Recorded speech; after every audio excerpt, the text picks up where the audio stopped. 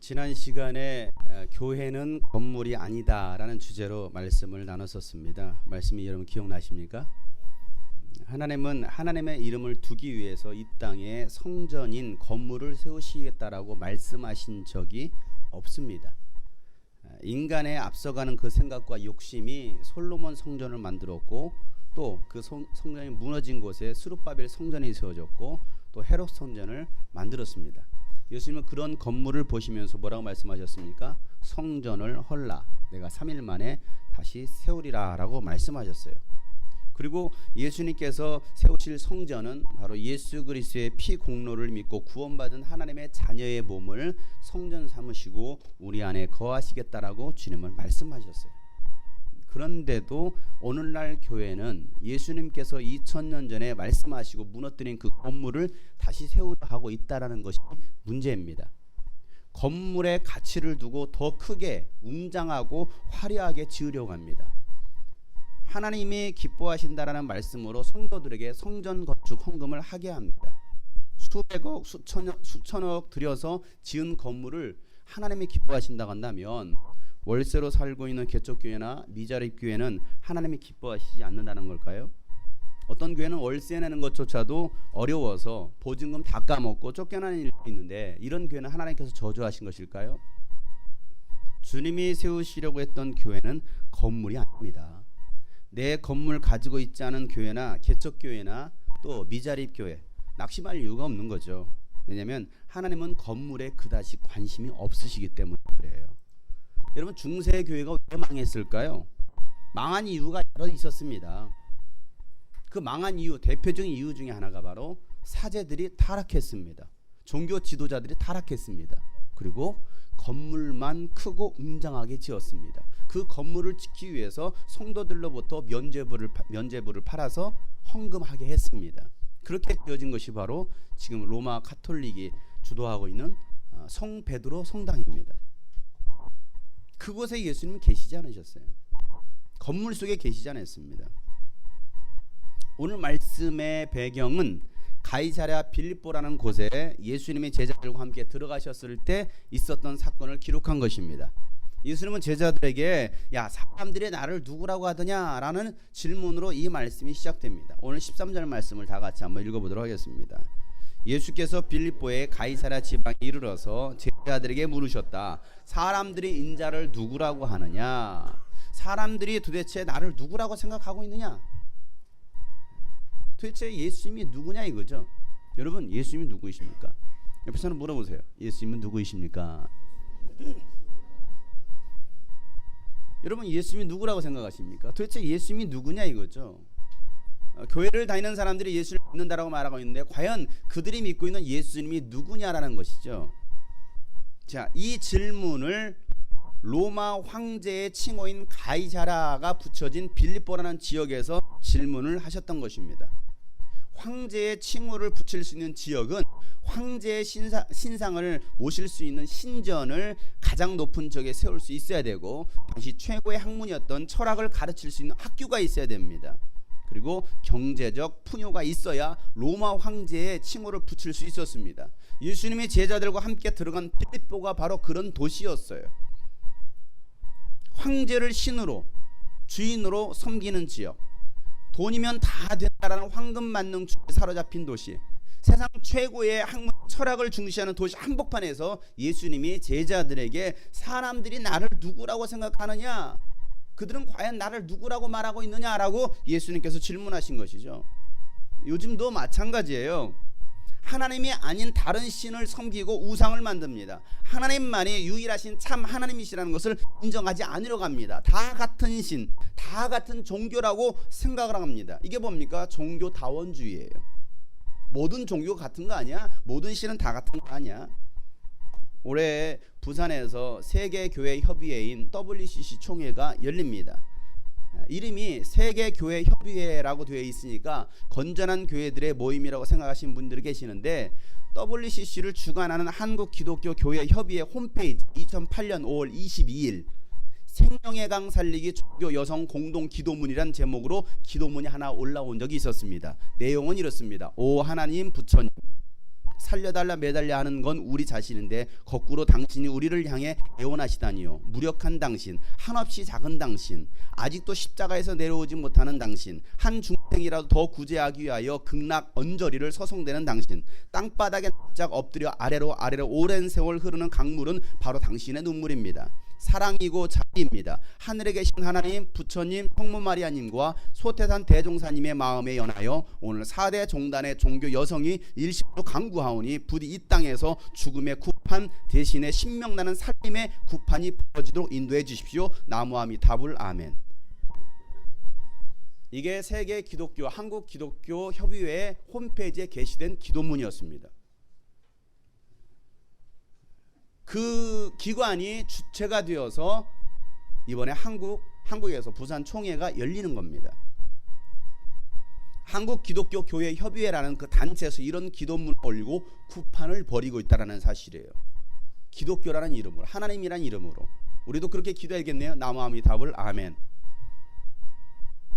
겉으로는 교회 단체 같은데 교묘하게 속이는 겁니다. 십자가도 있습니다. 건물도 으리으리하게 지어놓고 사람들이 많이 모이니까 교회라고 생각하는 거예요. 이게 교회네. 교회. 사실은 교회가 아니라는 것이죠. 그래서 여러분 요한계시록에 이런 말씀이 예언되어 있습니다. 요한계시록 18장을 찾아보세요.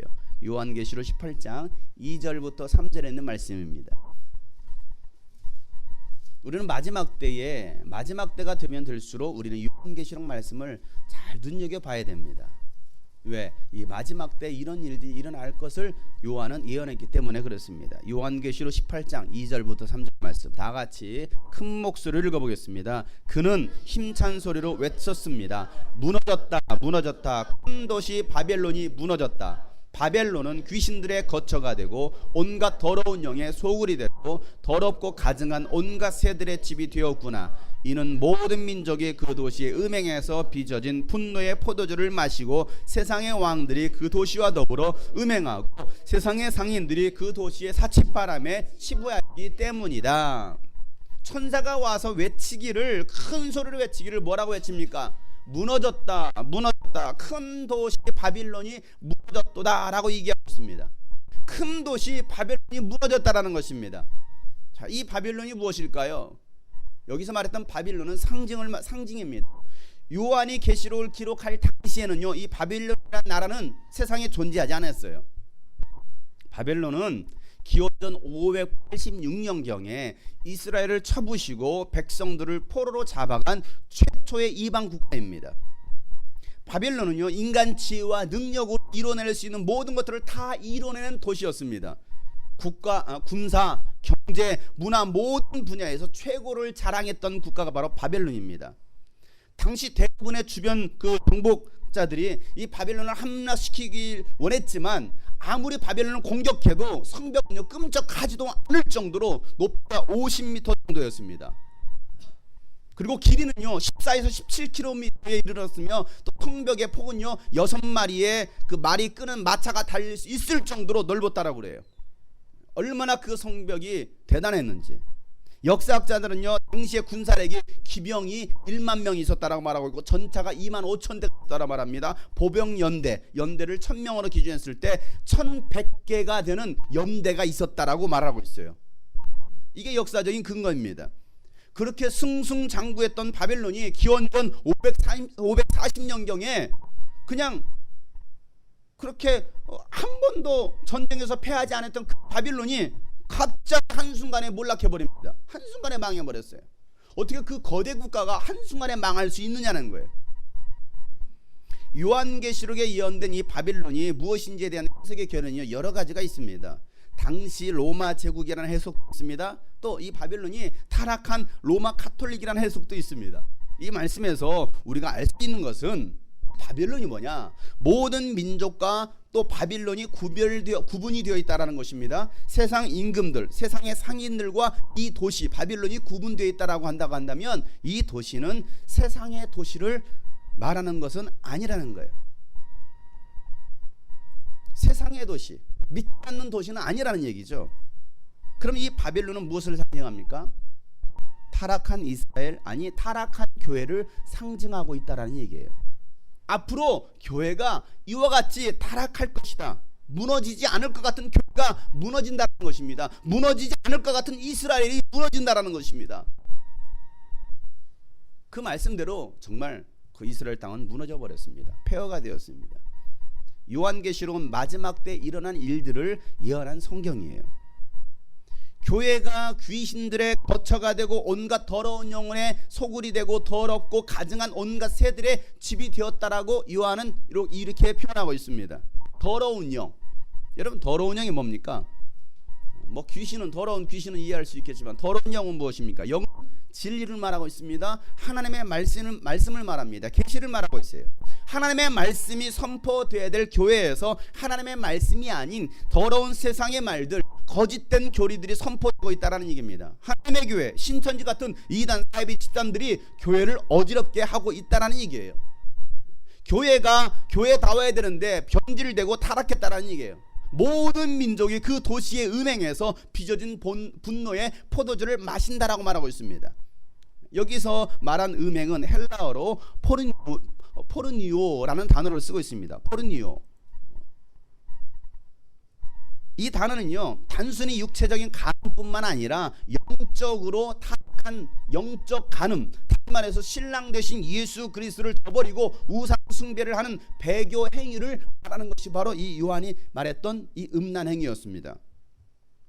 처음에는 믿음으로 시작했는데 배신으로 끝나고, 성령으로 시작했는데 육체로 마치는 교회가 많이 나타날 것에 대해서 말씀하고 계시는 거예요. 그래서 데살로니가 후서에도 보면 2장 3절에 이렇게 말하고 있죠. 여러분은 아무에게도 어떤 방식으로도 속아 넘어가지 마십시오. 그날이 오기 전에, 주님의 재림의 때가 오기 전에 믿음을 배신하는 일이 생길 것이다 라고 얘기하고 있습니다. 믿음을 배신한대요.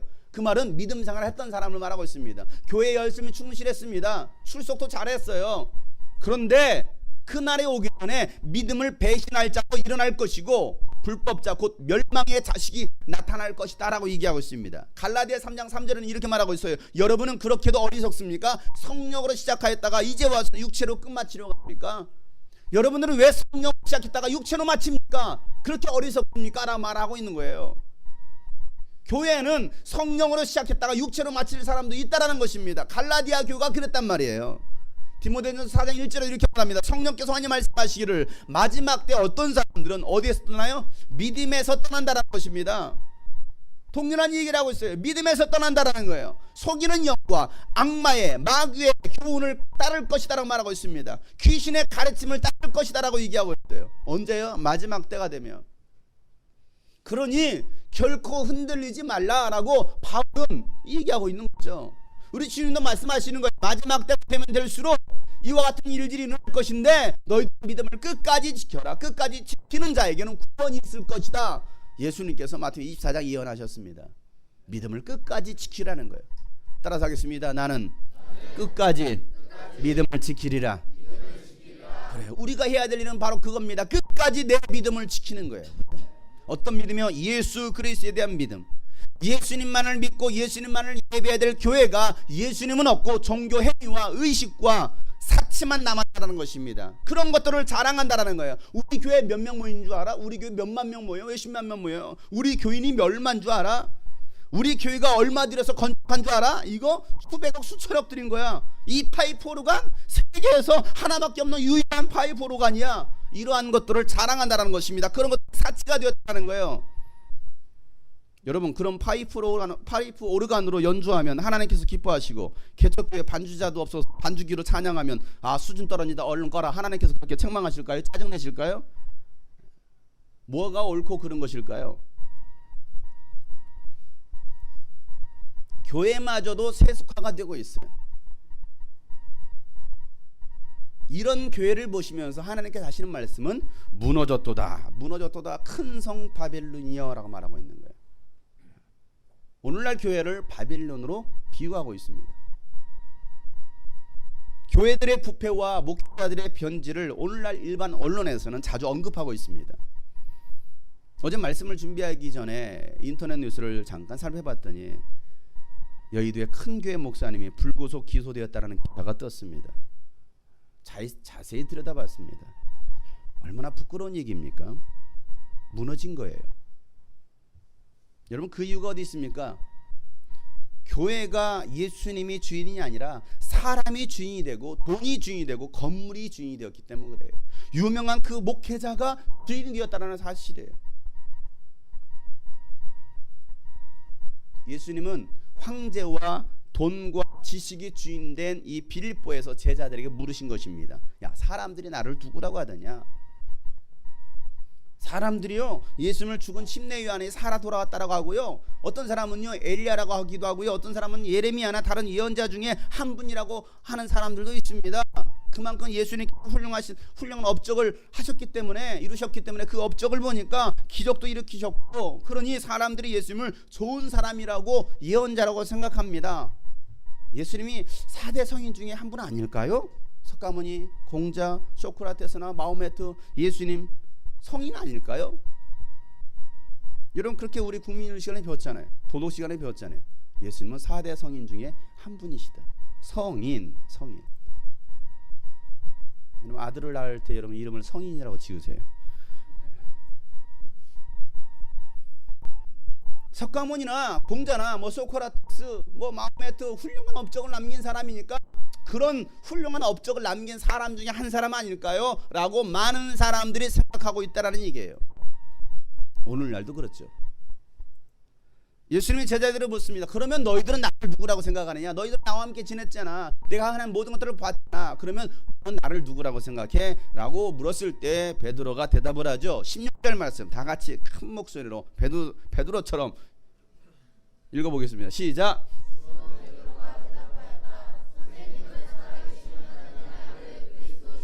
네, 베드로가 말하기를 선생님은 살아계신 하나님의 아들 그리스도이십니다 라고 얘기하고 있습니다.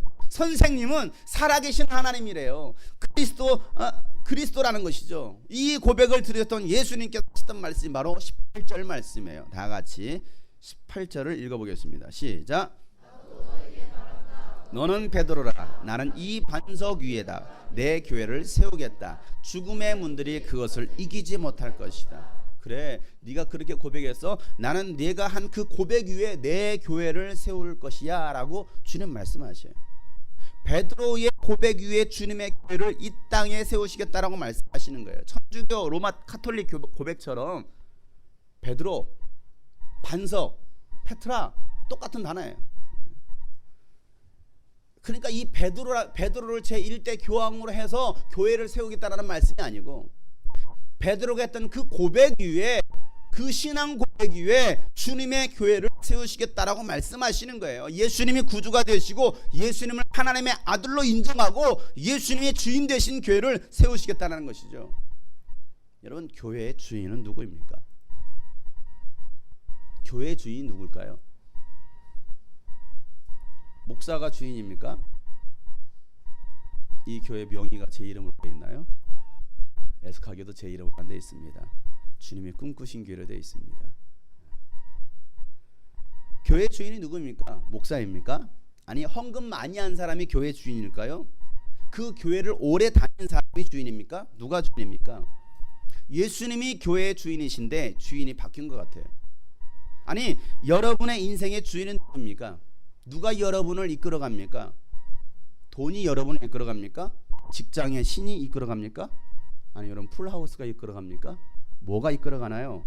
남편, 아내가 이끌어갑니까? 어떤 분은 자식을 이기지 못하고 자식에게 끌려가 다니는 사람들도 있어요. 자식이 주인 되어버렸습니다.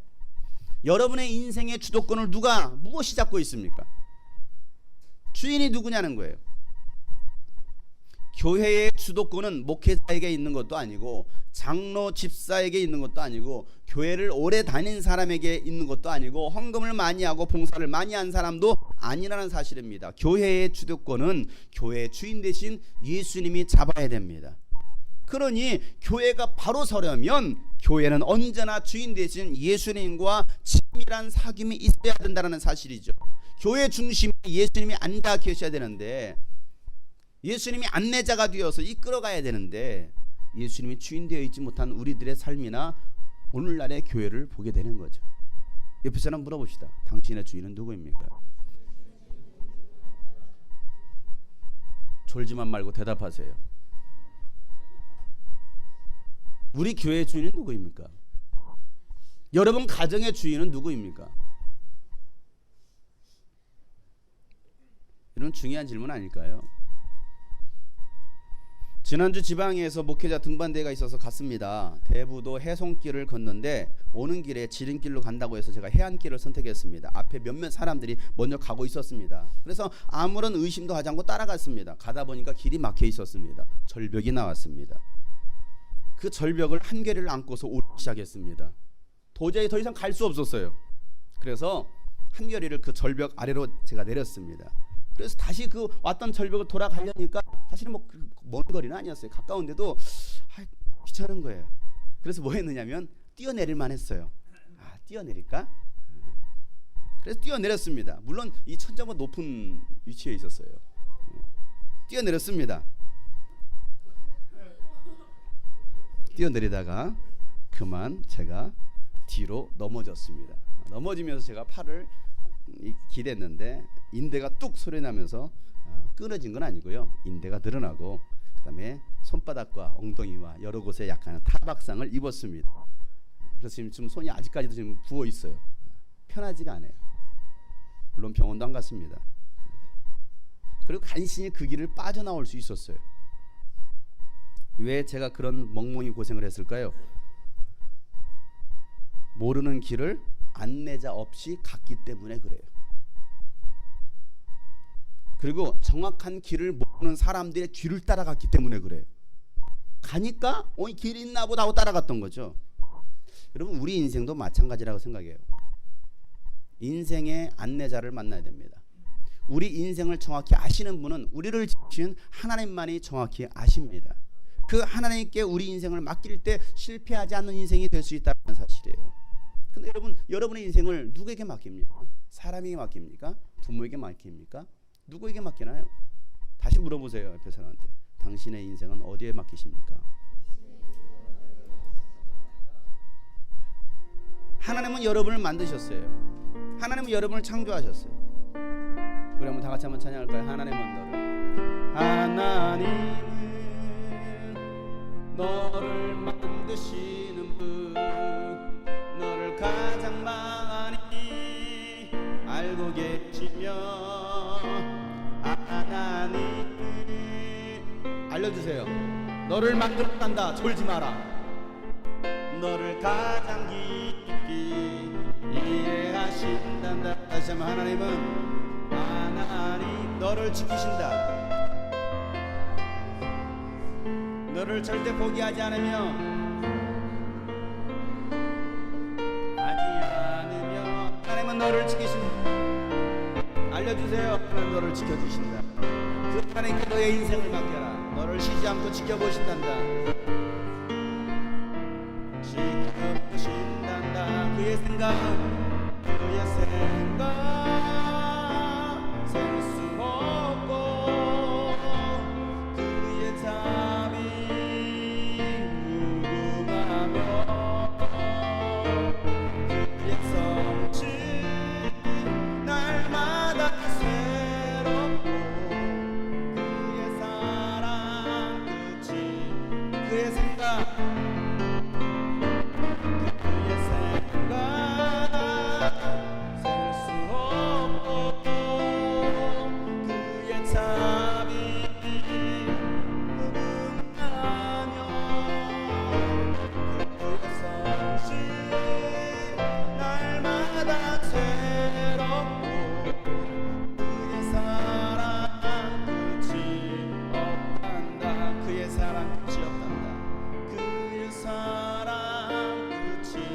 옆에 사람의 손을 잡아줍시다. 그의 사랑 끝이 없단다. 끝이 없단다. 그렇습니다. 여러분 주님의 사랑은 끝이 없습니다. 그 하나님께 우리의 인생을 맡겨야 되지 않겠습니까? 그럼 진지하게 옆에 사람 알려줍시다. 우리의 인생을 주님께 맡깁시다. 그래요. 여러분의 인생도 마찬가지예요. 여러분의 인생도. 나의 인생을 주님께 맡기리라. 여러분 교회도 마찬가지죠. 교회의 주인이신 예수님께 교회를 맡길 때 교회가 바로 서는 거예요. 예수님이 주인 되신 교회를 죽음의 문, 음부의 권세가 이기지 못할 것이다 라고 주님 말씀하십니다. 여러분, 우리가 살고 있는 이 세상은 영적인 세상입니다. 눈에 보이는 세계가 전부가 아니에요. 눈에 보이지 않지만 보이지 않는 세계가 있습니다. 우리는 그 세계에서 살아가고 있는 거예요. 이것을 영적인 세계라고 말합니다. 어떤 세계요? 어떤 세계? 영적인 세계. 보이지 않는 천사가 있고 마귀가 있고 귀신이 있습니다. 천사가 어디 있고 마귀가 어디 있고 귀신이 어디 있어? 라고 말하는 사람들이 있어요. 이 가운데도 그런 사람이 세 사람이 앉아 있는 것 같아요. 아, 마귀가 어디 있어? 천사가 어디 있고 귀신이 어디 있어? 자기가 안 봤으면 다 없는 겁니까? 생각해보세요. 자기가 안 봤으면 다 없는 거냐고요. 있으니까 있다고 하고 봤으니까 봤다고 하는 건 아닙니까? 자기가 안 봤다고 다 없다라고 말하는 그런 사람처럼 무식한 사람 없어요. 안 그런가요? 그건 무식한 거예요. 그건 옆에 사람 보고 혹시 당신 무식한 사람 아니야?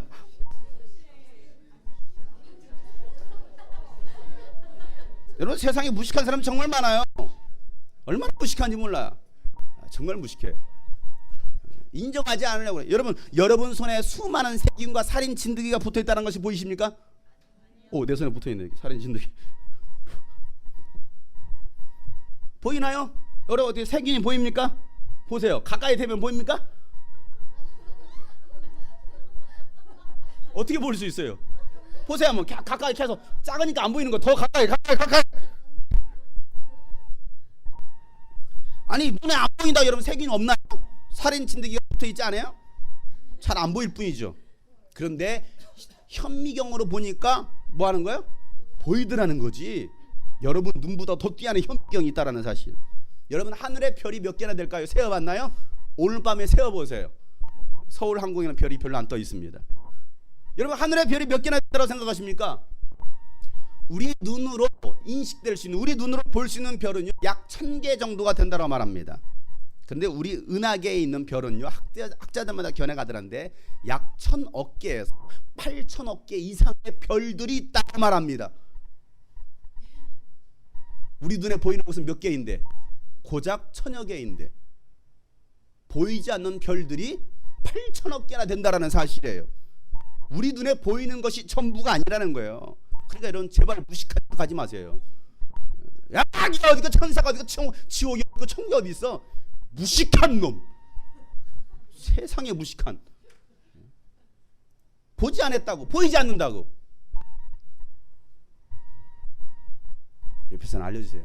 무식한 사람 되지 맙시다. 여러분, 인정하려고 해야 돼. 근데 인정하기 싫은 것이지, 영적인 거에 대해서는. 여러분, 저와 여러분이 사는 이 세상은 영적인 세상입니다. 하나님을 믿지 못하게 하는 마귀의 세력이 있습니다. 보이지 않는다라고, 없다라고 말하지 마세요. 자신을 무식한 사람으로 만드는 거예요. 마귀가 하는 일은요, 하나님을 믿지 못하게 합니다. 병들게 하고 죽이고 멸망시킵니다. 이게 바로 마귀와 귀신들이 하는 짓거리들이에요. 요한복음 10장 10절 말씀 이렇게 말하고 있습니다. 도둑은 다만 훔치고 죽이고 파괴하려고 오는 것뿐이다. 나는 양들이 생명을 얻고 또 더 넘치게 하려고 왔다라고 말하고 있습니다. 도둑이 오는 것은, 도둑이 하는 것은 영적 도둑, 예수님보다 먼저 온 영적 도둑이 있다라는 거죠. 그 도둑이 하는 짓은 뭐예요? 훔치는 거예요. 뭘 또 뭐합니까? 죽입니다. 파괴시키는 거예요. 그러나 예수님께서는 오셔서 우리에게 생명을 더 넘치게 하시겠다라는 거예요. 마가복음 9장 22절 말씀 다 같이 큰 소리를 읽어보겠습니다. 시작. 귀신이 그 아이를 죽이려고 여러 번 불 속에도 던지고 물 속에도 던졌습니다. 하실 수 있으면 우리를 불쌍히 여기시고 도와주십시오. 자, 누가 그 아이를 죽이려고? 귀신이 죽이려고. 귀신이 죽이려고. 귀신이 뭔가요? 귀하고 신인가요? 뭐가 귀신이야, 여러분? 귀신이 죽이려고 그 아이를 불 속에도 던지고 물 속에도 던졌다는 거예요. 그냥 자살하는 거 아니에요. 그냥 한강 올라가가지고 거기 뛰어내려 자살하는 게 그냥 자살하는 게 아닙니다. 아파트 뛰어내리는 거 자살하는, 그냥 자살하는 게 아니에요. 막 죽고 싶다, 자살하고 싶다, 그 마음이 그냥 생기는 게 아니에요. 누가? 귀신이 그렇게 한다라는 거야. 눈에 보이지 않지만 귀신이 그 사람 속에 들어가서, 그 아이 속에 들어가서, 여러분 속에 들어가서 여러분을 죽이겠다라는 거예요. 여러분의 가정을 아주 풍지박산 만들어 버리겠다라는 거예요. 이게 귀신이 하는 짓이에요. 근데 보이지 않는다고 없다라 말합니까? 아니, 이 자리도 있습니다, 여러분. 여러분 신앙 없을까요? 한번 불러내볼까요? 쫓아볼까요? 한번 시간 가는 대로. 그래 여러분 믿으시겠습니까? 속지 말라라는 거야. 왜 귀신에게 속고, 왜 귀신에게 우리의 믿음 다 빼앗겨버리고 도둑질 당하고 있느냐 이거예요. 왜 내 믿음을 송두리째 빼앗기고 있느냐 이거예요. 누가 역사하니까? 귀신이 역사하니까. 보이지 않는 귀신, 보이지 않는 마귀의 역사. 여러분 속에서 역사하고 여러분의 가정 속에서 역사하는 저주한 더러운 귀신을 예수 이름으로 쫓으시길 바랍니다. 한번 쫓아야지. 주먹 주시고 여러분 속에 있는 귀신을 향하여서, 여러분 가정에 역사하는 귀신을 향하여서 예수 이름으로 명하는 귀신은 따라가라! 시작!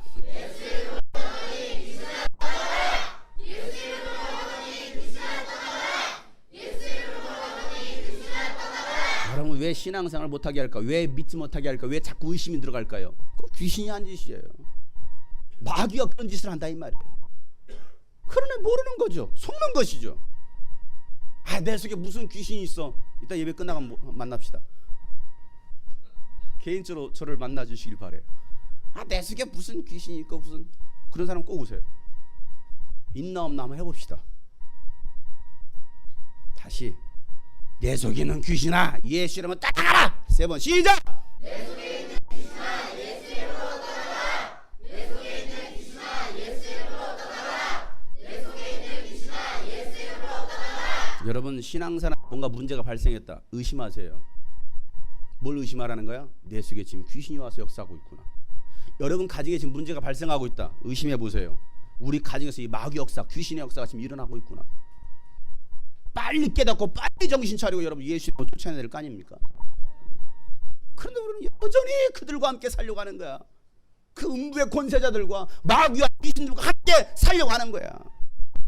예수님이 이 땅에 오시기 전에 이미 세상 임금 공중권세 잡은 자 마귀가 먼저 왔습니다.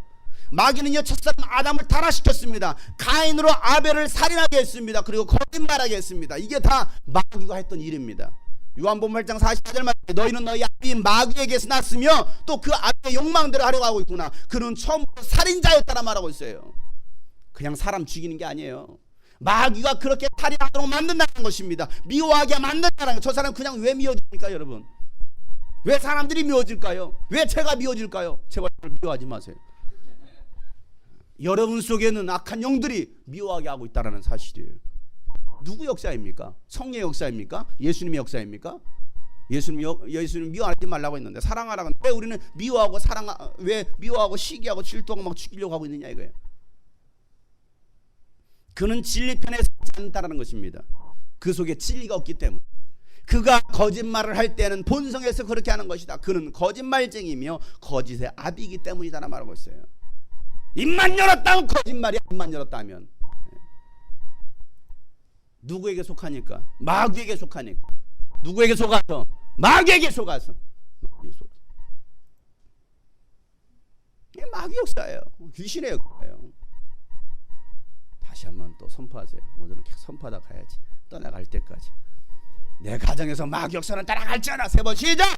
내 가정에서 마귀 역사는 따라갈지어다. 내 가정에서 마귀 역사는 따라갈지어다. 내 가정에서 마귀 역사는 따라갈지어다. 그래요. 여러분은 가정에서 역사하는 그 마귀 역사를 내 몰아내자 이거죠. 마귀는 하나님의 형상대로 지음받은 인간이 마귀에게 속아서 죄짓게 해서 결국 마귀의 종이 되게 하는 것이 바로 마귀 하는 일이에요. 결국 최후 심판의 날에 자기 혼자 지옥 형벌 받기 그냥 그러니까 말이야. 누굴 데리고 가려고? 저와 여러분을 데리고 가려고. 그게 바로 마귀의 계획이라는 거예요. 그러나 하나님의 아들이 나타나신 것은 그 마귀의 일을 멸하시고 마귀에게 사로잡힌 인간을 구원하시려는 것이 바로 하나님의 뜻이고 예수님께서 이 땅에 육신을 입고 오신 이유라는 거예요. 요한일서 3장 8절 말씀 다 같이 한번 읽겠습니다. 죄를 짓는 사람은 악마에게 속해 있습니다. 마귀는 처음부터 죄를 짓는 자이기 때문입니다. 하나님의 아들이 나타나신 목적은 마귀의 일을 멸하신 것입니다. 그래요. 하나님의 아들이 이 땅에 오신 이유는 목적은 뭐예요? 마귀의 일을 멸하시기 위해서 이 땅에 오셨다라는 거예요. 예수님께서 왜 이 땅에 오셨느냐 이거예요. 성인으로 오셨습니까? 그냥 뭐 기적이나 행하고 좋은 일 행하고 예수님께서 오셨을까요? 아닙니다. 마귀의 일을 멸하시고 그 마귀에게 사로잡혔던 인간을 구원하시려고 예수님께서 이 땅에 오셨다는 사실입니다. 예수님이 이 땅에 육신 입고 오신 그 순간 마귀의 세계에서는요 초비상 계엄령이 선포됩니다. 누가 왔으니까? 하나님의 아들 하나님이 오셨으니까.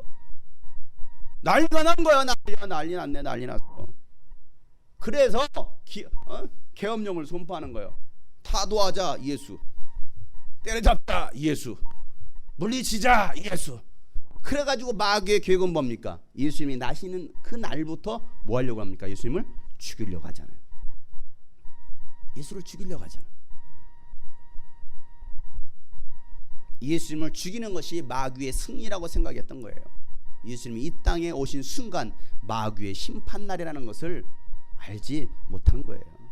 자, 요한복음 12장 31절 다 같이 읽겠습니다. 지금은 이 세상의 심판을 받을 때이다. 이제 나는 이 세상의 통치자가 쫓겨날 것이다. 이제는 심판의 때가 왔어. 그 심판의 때가 뭐냐? 바로 이 세상 통치자인 마귀가 쫓겨날 거야. 이게 예수님께서 말씀하신 거예요. 예수님이 주인 되어야 될 그 자리에 마귀가 주인이 되어 있었습니다. 예수님 오셔서 주인의 자리를 회복시키셨습니다. 그리고 그 중심에 뭘 세웠느냐? 교회를 세운 거예요. 교회. 건물이 아니고. 음부의 권세가 이기지 못한 교회를 예수님은 세우신 거예요. 죽음의 문이 열려있는 음부의 권세, 다시 말해서 사망의 음침한 골짜기가 있어도 결코 우리를 해할 수 없다라는 것. 이곳이 어떤 곳이냐? 바로 교회라는 거예요. 그 교회 공동체.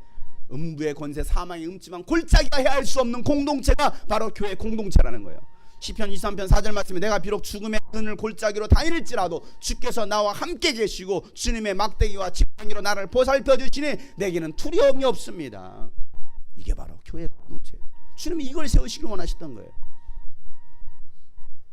여러분, 오늘날 왜 교회가 무너집니까? 왜 우리 신앙이 무너집니까?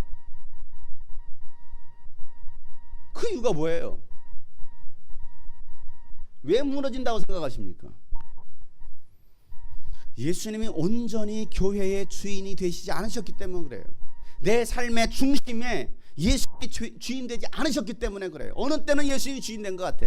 어느 때는 보면 여전히 다른 우상들이 그 자리에 내가 들어서 있다는 사실이에요. 큰 성 바빌론처럼 아직도 미련이 남아있어요. 아직도 포기하고 싶지 않은 거야. 내가 여전히 주인 되어서 끌어가려고 하고 있기 때문에 그렇습니다. 나는 이미 예수님이 십자가에서 죽으셨을 때 나도 함께 주님과 함께 죽었는데 여전히 살아 꿈틀거리고 있는 거예요. 뭐가 아쉬워서? 무슨 미련이 남아서 말이에요. 남아있죠? 미련이 남아있죠? 아닌가요? 아쉽잖아. 이거 다 놓기는 아쉬운 거야. 이거 다 끊기는 아쉬운 거야. 미련이 남았어. 옆에 사람 물어보세요. 아직도 미련이 남으셨습니까? 미련이 남은 사람을 하는 사람이 미련한 놈이에요. 미련이 남았어. 끊기가 어려운 거야. 쉽지가 않은 거야. 아직도 그 세상의 것들을 끊지 못하고 미련이 남아있는 거야. 왜? 예수님이 주인 되지 못하니까.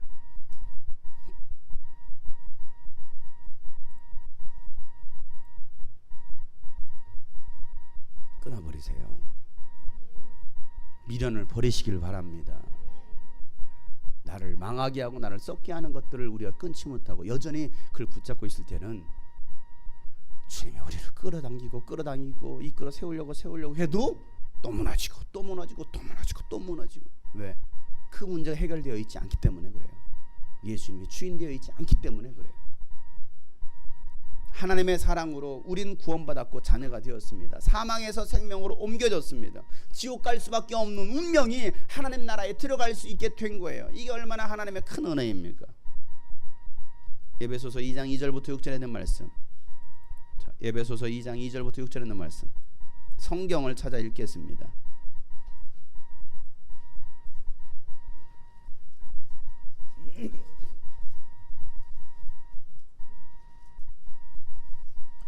에베소서 2장 2절부터 6절에 있는 말씀. 다 찾았으면 큰 목소리를 듣겠습니다. 그때에 여러분은 허물과 죄 가운데서 이 세상의 풍조를 따라 살고 공중의 권세를 잡은 통치자 곧 지금 불순종의 자식들 가운데서 작용하는 영을 따라 살았습니다. 여러분, 우리가 허물과 죄로 죽었어요. 이 세상 풍조, 이 세상 문화를 따라 살고 있습니다.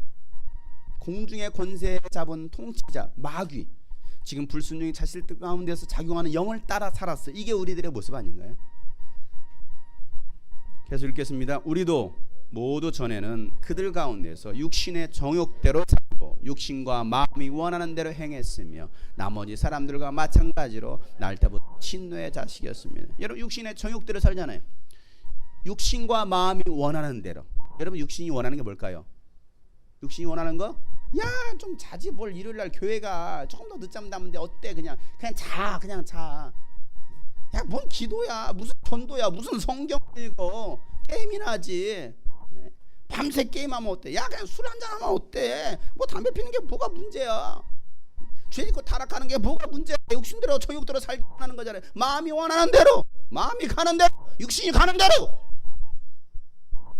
마귀에게 사로잡혔을 때, 죄의 진노의 자녀로 살아갈 때 우리들의 모습, 여전히 미련이 남아있는 거죠. 그런 우리를, 진노받을 수밖에 없었던 우리를 하나님께서 어떻게 하셨습니까? 그러나 하나님은 자비가 넘치시는 분이셔서 우리를 사랑하신 그 크신 사랑으로 말미암아 범죄로 죽은 우리를 그리스도와 함께 살려 죽으셨습니다. 여러분은 은혜로 구원을 얻었습니다. 하나님께서 그리스도 예수 안에서 우리를 그분과 함께 살리시고 하늘에 앉게 하셨습니다. 그래요. 자비가 넘치시는 하나님, 사랑이신 그 하나님께서 그 크신 사랑으로 말미암아 범죄로 죽은 우리를 그리스도와 함께 살렸다라는 거예요. 범죄함으로 죽은. 그러면 그 범죄가 뭘까요? 아담의 범죄일까요? 아니죠. 아담의 범죄가 아니에요. 나의 범죄입니다. 나의 범죄가 뭡니까? 하나님을 믿지 않는 거예요. 하나님을 주인으로 인정하지 않는 거예요. 하나님을 믿지 않고 주인으로 인정하지 않는 그 자체가 여러분 죄라는 사실입니다. 다른 게 죄가 아니야. 아담의 죄 불먹거리지 마세요. 아담이 무슨 죄 있다고? 아담의 죄로 죽은 게 아닙니다. 나의 범죄로 인하여 내가 하나님을 믿지 않으므로, 내가 그 하나님을 신뢰하지 못함으로, 그 하나님을 내가 인생의 주인으로 모셔드리지 않음으로 인해서 범죄한 그 우리를 주님은 그리스도와 함께 살려주셨다고 얘기하고 있어요. 그래서 우리가 은혜로 구원받은 거예요. 내 노력이나 행위도 아니었잖아요. 내가 뭔가 공들여서도 아니었잖아요. 하나님께서 그리스도 예수 안에서 우리를 그분과 함께 살리시고 하늘에 함께 앉게 하셨습니다라고 얘기하고 있어요. 우리는 하늘의 시민권을 가진 자들, 우리의 소속이 이제는 땅의 사람이 아니라 지옥의 사람이 아니라 하늘에 속한 사람, 하늘의 사람이 되었잖아요. 영의 사람이 되었잖아요. 그런데 여전히 마귀는요, 야, 그래도 말이야, 세상이 더 좋잖아. 야, 뭔 교회야, 밤새야, 요즘 불금, 불토, 연달아 마셔! 불금인데 어때? 밤새도록 그냥 퍼마시고 그다음에 쓰러지고, 그리고 주일날 교회 가면 교회 뭐까지 어떻게 가? 밤새 컴퓨터 게임하고 이러고 밤새 그랬는데 무슨 교회입니까? 무슨 예배입니까? 무슨 헌신입니까? 무슨 충성입니까? 되나요? 세상 돈 버는 일에는 그렇게 열심히 나를 새가면서 하면서도 정말 주님의 나라를 위해서는, 이 주님의 교회를 위해서는 그렇게 하지 않고 있는 우리들의 모습. 사랑하는 여러분, 주도권을 예수님께 돌려드리시기를 바랍니다. 지금까지 내가 주도권을 잡고 살아봤지 않습니까? 긴 세월 여러분 방황했잖아요. 재물이 주는 기쁨에는 한이 있지 않습니까? 그래도 그 재물을 한번 잡아보고 싶으십니까? 얼마나 잡아야 여러분 만족을 느끼실까요? 만족하지 못할걸요? 여러분 손에 여러분 현찰로 100억이 있으면 여러분 과연 여러분 기쁠까요? 만족하지 못할 거예요. 1000억이 있으면 여러분 기쁠까요? 만족하지 못할 거예요. 그런데 여전히 우리는 그런 것들을 따라가고 있습니다. 찾아가고 있는 거예요. 가이사랴 빌립보인들처럼 사람도 의지받고 세상 지식도 얻어봤지만 삶의 참된 만족을 주진 못했지 않습니까? 그렇게 큰 성 바빌론을 쌓아봤지만 한순간에 무너지지 않습니까? 예수님은 여러분의 주인이십니다. 교회의 주인은 예수님이십니다. 주인 되신 예수님께 우리 삶을 맡기고 교회를 맡겨야 되는 거예요. 그리고 우리는요 종이 되어서 순종하고 따라가면 되는 거예요. 충성하며 따라가는 것이죠. 고린도전서 4장 1절부터 2절 말씀에 사람은 이와 같이 우리를 그리스도의 일꾼이요 하나님의 비밀을 맡은 관리인으로 보아야 됩니다. 우리는 관리인이에요. 내가 주인이 아니라는 사실입니다. 예수님이 주인이고 우리는 그 주님의 것을 주인의 것을 맡아서 일하는 관리인에 불과하다는 사실이에요. 이런 관리인에게 요구되는 것이 무엇입니까? 신실함이에요. 충성심입니다. 따라서 합시다. 예수님은 주인이시고 나는 관리인이다. 내가 주인이고. 여러분 주인이에요? 아직까지 포기하고 싶지 않은 거예요? 예수님이 주인이시고 나는 관리인이다. 내가 주인이고. 내가 주인이 아니고 하려고 했던 거야. 뭘 그죠? 내가 주인이 아니고 나는 관리인이다. 그럼 관리인에게 필요한 것이 뭐예요? 신실성, 충성이라는 거. 주인의 말에 순종하고 맡겨진 일에 최선을 다하는 종에게 많은 것으로 주인은 맡기신다라는 것입니다. 보상해 주신다라는 거예요. 마태복음 4장 45절 47절에 있는 말씀. 다 같이 큰 목소리로 시작. 누가 신실하고 슬기로운 종이겠느냐? 주인이 그에게 자기 집 하인들을 통솔하게 하고 제때 양식을 내주라고 맡겼으며 그가 어떻게 해야 하겠느냐? 주인이 돌아와서 볼 때에 그렇게 하고 있는 그 종은 복이 있다. 내가 진정으로 너에게 말한다. 주인은 자기 모든 재산을 그에게 맡길 것이다. 누가 신실하고 슬기로운 종이냐는 거예요. 누가 충성스러운 종이냐는 거예요. 그 주인이 자기 집 하인들에게 통솔하게 하고 제때 양식을 내주라고 맡겼습니다. 그러면 그거 어떻게 됩니까? 주인이 돌아와서 볼 때에 그렇게 하고 있는 그 종이 복이 있다라는 거예요. 주인이 돌아올 때, 예수님께서 다시 오실 때까지 그렇게 순종하며 충성스럽게 감당하고 있는 그 종에게는 복이 있다라고 말하는 것이죠. 그리고 주인은 그 자신의 모든 재산을 그에게 맡기겠다라고 말씀하십니다. 여러분 그렇게 충성하고도 우리가 할 고백은 무엇입니까? 우리는 쓸모없는 종입니다. 무익한 자입니다. 나에게 유익이 돌아오지 않아도 좋습니다. 우리는 마땅히 해야 할 일을 하였을 뿐입니다라고 고백해야 된다는 사실이에요. 누가복음 17장 10절 말씀. 이와 같이 너희도 명령을 받은 대로 다 하고 나서 우리는 쓸모없는 종입니다. 우리는 마땅히 해야 할 일을 하였을 뿐입니다. 하여라. 그래요. 우리는 쓸모없는 종입니다. 우리는 마땅히 해야 할 일을 하였을 뿐입니다. 여기서 나는 쓸모없는 자야 이런 얘기가 아니잖아요. 뭐 하면 나는 그래요. 나는 쓸모없어요. 나는 필요 없는 놈이에요. 나 같은 것이 여기 교회에 있으면 뭐 합니까? 그런 얘기가 아니에요. 왜 성경을 여러분 이상하게 여러분식대로 해석합니까? 나에게 유익이 없어도 나에게 뭔가 돌아오지 않는다 할지라도 나에게 이익이 없다 할지라도 나는 마땅히 해야 할 일이 있을 뿐입니다. 여러분의 칭찬이 돌아오지 않아도 말이에요. 간식을 사주지 않아도 말이에요. 교사주일인데 스승이라는데 나한테 뭐 안 주나? 나 주일학교 교사인데 중고등학교 교사인데 나 뭐 안 주나? 돌아오지 않아도 말이에요. 근데 우리는요 뭔가 그렇게 받으려고 하고 있어요. 뭔가 나에게 돌아오기를 기대하고 있어요. 내가 열심히 했으니까 나한테 뭔가 주겠지. 돌아오겠지. 목사님 너무 칭찬에 인색해. 칭찬 좀 하시지. 뭘 기대하십니까? 예수님 말씀하셨는데. 나는 무익한 종입니다. 내가 마땅히 해야 할 일을 했을 뿐입니다 라고 말을 해야 되는데 우리는 여전히 뭡니까? 누가 좀 나 좀 안아주지 않나? 누가 나에게 보상해 주지 않나? 또 그렇게 해주지 않으면 그걸로 인해서 금세 시험 들어요. 따라합시다. 나는 무익한 종입니다. 내가 마땅히 해야 할 일을 했을 뿐입니다.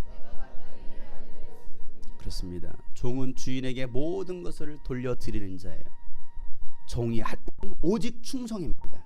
주인께만 영광 돌리는 거예요. 종이 할 일은 오직 믿음입니다. 주인 대신 예수님께 맡기면 주인이신 그 예수님이 이끌어 가신다라는 사실입니다. 내 영혼의 주인 되신 예수님, 내 안에 성전 삼고 오셔서 나를 다스려 주시옵소서. 내 영혼의 주인은 바로 예수님이십니다. 이게 우리 신앙의 고백이 되어야 되겠습니다. 너희는 나를 누구라고 생각하느냐? 그 예수님의 대답에 예수님이 나의 주인이십니다. 예수님이 하나님의 아들이십니다. 예수님이 그리스도이십니다. 이 고백이 오늘 저의 여러분의 고백 되기를 축복합니다. 오늘 말씀 붙잡고 다 같이 한번 기도하실 때 여전히 우리가 포기하지 못하고 내려놓지 못하고 주인 삼았던 것들이 무엇입니까? 사람이 주인 되었습니다. 황제가 주인이 되었습니다. 재물이 주인 되어버렸습니다. 세상의 것들, 지식, 학문, 스펙이 주인 되어버렸어요. 그러한 것들을 따라갑니다. 그러한 것들을 따라가다는 결국 망할 수밖에 없다라는 것이 오늘 주님께서 우리가 하시는 말씀이에요. 교회의 주인은 예수님이십니다. 사람이 아니에요. 건물도 아닙니다. 여러분 인생의 주인은 예수님이십니다. 그 예수님께 우리 인생을 맡겨야 되지 않겠습니까? 이 교회를 맡겨야 되지 않겠습니까? 여러분 마음대로 끌어가지 마세요. 여러분 식대로 끌어가지 마세요. 그러다가는 결국에는 무너지고 만다는 거예요. 무너졌도다 큰 성 바빌론이에요. 우리 교회가 여러분 가정이 여러분의 삶이 그렇게 무너지는 삶이 되지 않기를 축복합니다. 하나님 내 인생의 주인 되어 주옵소서. 네, 이제는 예수님만을 인정하고 예수님만 믿고 따르겠습니다. 오늘 말씀 붙잡고 다 같이 동성으로 부르짖어 기도하시겠습니다. 하나님 아버지, 내 인생의 주인 되신 예수님, 여전히 내가 주인 되었고 또 세상의 것들이 주인 되어버렸습니다. 신의 적용이 주인 되어버렸습니다. 그래서 주님을 주인으로 인정하지 못하고 신뢰하지 못하고 인정하지 못하고 믿지 못하고 또 그렇게 살았던 우리의 삶을 얘기하며 고백합니다. 내 인생의 주인 되신 예수, 우리 교회의 주인 되신 예수, 우리 삶의 주인 되신 예수, 주 사랑, 주는 그리스도시요 살아계신 하나님의 아들이십니다. 그런 고백 위에 음부의 권세가 이기지 못할 것이라고 주님 말씀하십니다.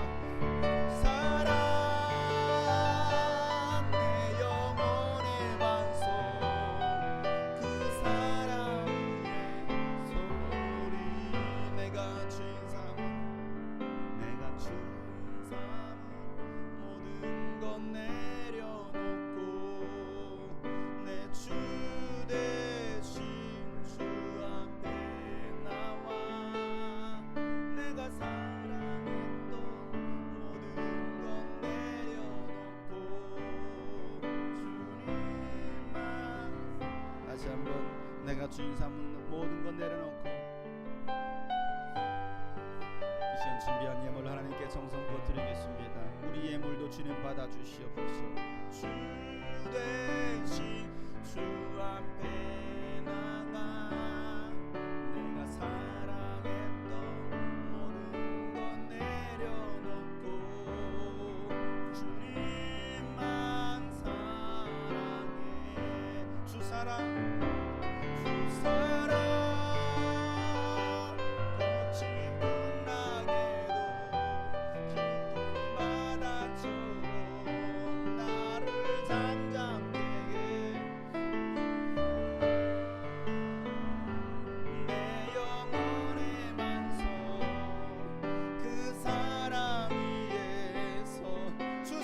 거친 풍랑에도 주 사랑, 거친 풍랑에도 깊은 바다처럼 나를 잠잠케 해. 주 사랑 내 영혼의 반석,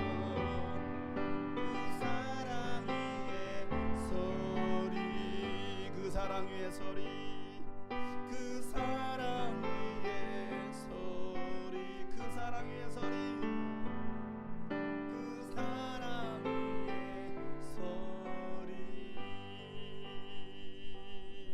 생명의 주인 되신 주님, 그 주님만을 우리가 높이기를 원합니다. 내 인생 가운데 주인으로 좌정하여 주시옵소서. 임재하여 주시옵소서. 그 주님의 자리에 돈이 올라가 있고 세상의 것들이 올라가 있고 우상이 올라가 있고 때로는 내가 올라가 있는 경우가 너무나 많이 있었습니다. 결국 그랬을 때 우리 인생을 돌아보면 실패의 연속이었음을 또한 돌아보게 됩니다. 주님, 이제는 어리석게 그 주인의 자리에 예수님이 아닌 다른 것들을 올려놓는 우리 하나님의 사람들 되지 않게 하여 주시옵소서. 이제 우리 인생 가운데 우리 교회의 주인은 예수님이신 것을 우리가 고백합니다. 주인 되어 우리를 다스려 주시옵소서. 우리를 통치하여 주시옵소서. 우리를 이끌어 주시옵소서. 우리는 종이 되어 순종하며 따르겠나이다. 우리 교회의 주인은 예수님이심을 우리가 고백하며 그 예수님께 주도권을 올려드릴 수 있는 우리 모든 하나님의 사람들 되게 하여 주시옵소서. 이제는 우리 구주 예수 그리스도의 은혜와 하나님 아버지의 놀랍고도 지극하신 사랑과 성령님의 감화 감동 교통 충만하심이 오늘 말씀처럼 교회의 주인은 예수님이시라는 것, 우리 삶의 주인은 예수님이시라는 것을 고백하는 모든 심령들과 또 영상을 통해서 예배하는 모든 심령들을 위해 이제로부터 영원토록 함께 하시기를 간절히 축복하며 기도하옵나이다. 아멘.